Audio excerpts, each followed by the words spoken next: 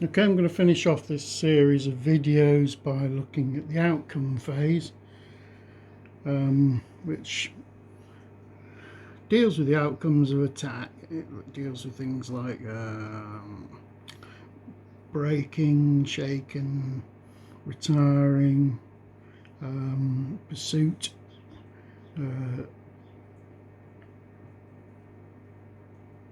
sort of leader loss,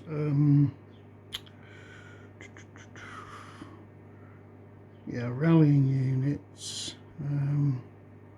formation morale, army morale. Okay, I've discussed pursuit before. If an enemy sort of breaks or withdraws, you've got the option to go for a pursuit, and then you can roll. There's some modifiers on it. You have to get 5 or more to get a pursuit.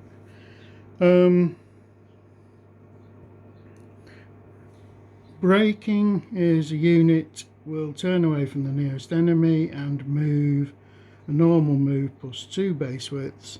The first base width of this move must be directly away from the nearest enemy. Any further move distance will be towards their own baseline. They will not rally on the table. If friendly units are encountered during a break move, the routers will pass through them. If they are encountered during the first base width of the route move, the friends fall back shaken. If enemy troops are encountered during the first base width of a break move, the routing unit is dispersed and removed. We've discussed that shaken is it's just a level of cohesion or confidence within the unit itself. The 5 levels of shaken, you basically 0 is just normal, 1 may continue to advance, 2 may not advance except to charge, 3 might not advance at all, 4 or more on the unit breaks.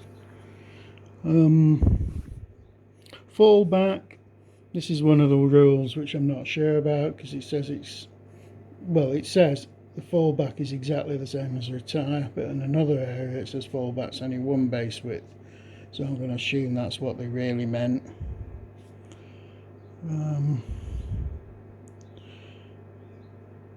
We've got rallying that takes place in the outcome phase. This is done in 2 ways: by the expenditure of TPs. The base being rallied must be stationary, not in close combat, under artillery fire or under close range or less infantry fire. 1 shaken levy can be rallied per game turn, and this costs 1 or 2 TPs per base. Well, that'll be whether you've got the tempo or not.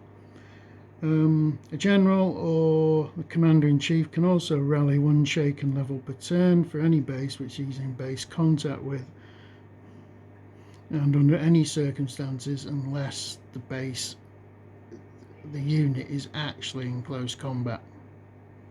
Only 1 officer can have an effect at this, so if you had a commander-in-chief and a general next to it, you couldn't rally 2 levels doing that way. During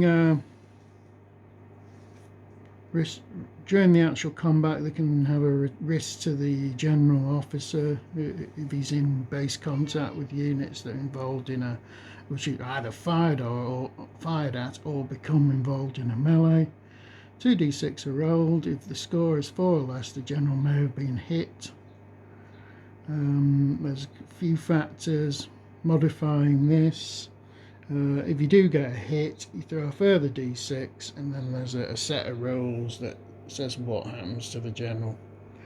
Okay, you can appoint a successor to the general, which is done via d6 thrown in the next army tempo bidding phase. You have to throw 3, 4, 5 or 6, which means the successor has been informed of his new status. This throw is repeated each tempo bidding phase until successful. You're supposed to generate the general using the army generator, which I haven't really discussed. I'll do a quick video on that in a minute. Then you got your formation morale, which test may be taken for any brigade or ad hoc formation during the outcome phase of any game where one or more of its units have suffered an increase in shaken level. There's some modifications for this, but what you're trying to find out if a unit becomes spent. Once it's spent,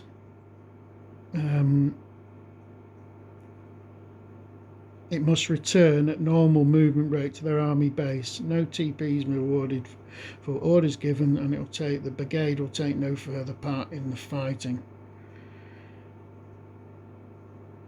Once 50% of all the brigades or formations in a division or corps are spent, the whole formation is said to be spent and will take no further part in the fighting.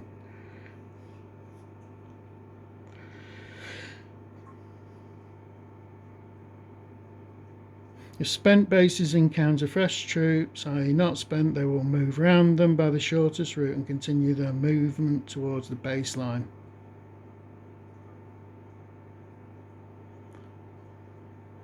If spent bases are contacted by enemy troops, they break and are removed from the table. Army morale. At the start of the game, multiply the number of subordinate officers under direct command of the Commander-in-Chief.